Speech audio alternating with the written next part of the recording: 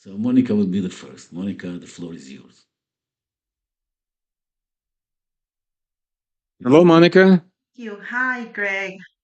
Very happy to hear you. Very happy to be here with you. Thank you so much for that great book that you just published. I've been reading it and by listening Thank to you. you. So thank you. I am very honored to be here. And I have a question. You mentioned that without a radical shift in our thinking, we risk becoming in the last generation of pure humans. So, what are the most significant mindset changes you believe are necessary to prevent this outcome? And how That's a can we that's a very that's a collectively? ve- that's the question right there, and it's a good question, and I want to honor that question.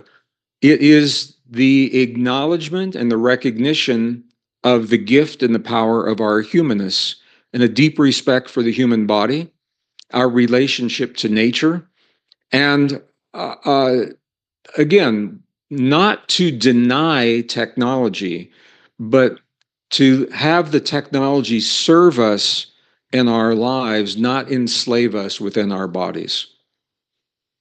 Okay. And this is very interesting. I know if you all, I don't know how many people here are living in the United States. We just had a big shift in the power structure. Well, an apparent shift in the power structure on one hand, and on the other hand, where we are being led is in a direction that very few people recognize. We are being very quickly led away from a bureaucracy into a technocracy. Technocracy is where we are giving our power away to the machines and to the AI, falling right into the trap, right into this trap. And I'm not saying that the people that are doing it are bad people necessarily. I think the things they're doing are bad. Some of the people are very naive. Some of the, and I, because I know this industry, a lot of the people are simply techies. They're engineers, and they've been given the license to push the technology as far as they can push it. I have been at the conferences and I ask them, I say, what does that mean for society? And what they do is this, they say, don't ask me, I'm an engineer. That's not my job. Let someone else figure out what it means for society. Our job is to reel it in, to call this technology back.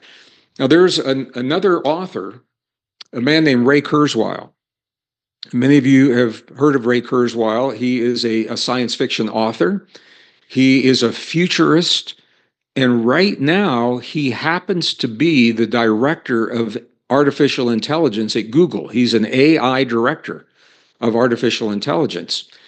He released a book last year, 2024, that is called The Singularity.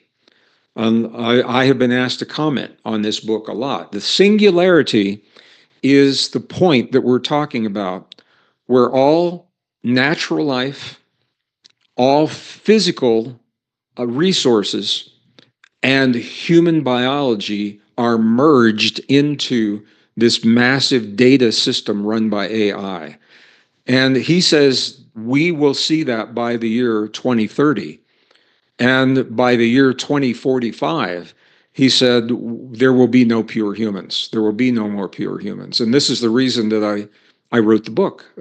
Actually, this is book one because the book was so big, I couldn't write it all together. So I compartmentalized it, and book two will be released. I will let you know when that book is going to be released.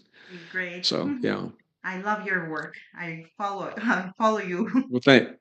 Well, thank you. So we've got a whole lot of questions, and I Yes. want to honor Thank you. everybody as much as we can. Let me. You said you're in the U.S. Where do you live in the U.S.? In Texas? I was just in Austin for media in Ah, Austin. Thank you for having a beautiful state for me to come to. So thank great.